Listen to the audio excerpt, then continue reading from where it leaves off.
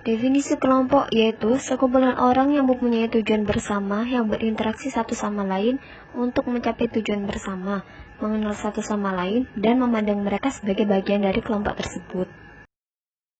Komunikasi interpersonal yaitu aktivitas dalam bertukar informasi dan makna yang dilakukan oleh dua orang atau lebih atas dasar sudah saling mengenal, percaya, menghormati, rasa memiliki, dan rasa senang.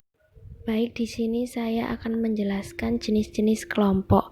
Yang pertama, jenis kelompok sosial berdasarkan pada ada tidaknya organisasi hubungan sosial antara kelompok. Yang pertama, kelompok statis, 2 kelompok kemasyarakatan, 3 kelompok sosial, 4 kelompok sosiasi. Selanjutnya, jenis kelompok berdasarkan interaksi sosial. Yang pertama, kelompok primer, 2 kelompok sekunder, 3 kelompok formal, 4 kelompok informal. Jenis kelompok sosial berdasarkan ikatan dalam kelompok. 1 paguyuban, 2 patembayan. Yang terakhir, jenis kelompok sosial berdasarkan identifikasi diri. Yang pertama, in-group, yang kedua, out-group. Selanjutnya, motivasi dari pembentukan kelompok. Ada beberapa motivasi mengapa manusia atau setiap individu memerlukan kelompok atau membentuk kelompok, yaitu yang pertama, sarana pemuasan kebutuhan, 2 kedekatan dan daya tarik, 3 adanya satu tujuan kelompok, yang keempat adalah faktor ekonomi.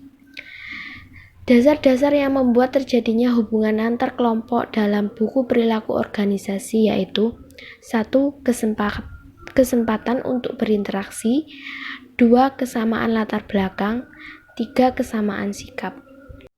Ciri-ciri kelompok. Sofyandi mengemukakan ada 4 ciri utama kelompok, yaitu 1. Anggota suatu kelompok paling tidak harus mempunyai satu tujuan bersama. 2. Hubungan dalam suatu kelompok harus memberikan pengaruh kepada setiap anggotanya. 3. Dalam kelompok selalu ada perbedaan tingkat atau status, karena akan selalu ada pimpinan dan pengikut. 4. Kelompok terbentuk untuk mencapai tujuan bersama, maka biasanya pembentukannya disertai tingkah laku dan sistem nilai bersama. Anggota kelompok diharapkan mengikuti pola tersebut. Tahapan pengembangan kelompok. Stephen P. Robin tahun 1996 mengatakan ada 5 tahap perkembangan kelompok, yaitu 1. Tahap pembentukan atau forming stage. Tahap ini ditandai oleh adanya beberapa ketidakpastian dalam tujuan kelompok, struktur, dan kepemimpinan. 2. Tahap kekacauan atau storming stage. Tahap ini ditandai oleh adanya intra-group konflik. 3. Mulai integrasi, initial integration. Tahap ini ditandai oleh munculnya identitas kelompok, standar perilaku sudah mulai terbentuk, anggota sudah mulai bekerja sama dan saling mengenal. 4. Terintegrasi, total integration. Tahap ini ditandai oleh adanya kesepian kelompok untuk melakukan tugas-tugas sebab kelompok sudah memiliki semua unsur untuk mulai melakukan tugas seperti struktur, standar perilaku yang sudah diakui, dan mekanisme untuk memecahkan berbagai persoalan yang kompleks.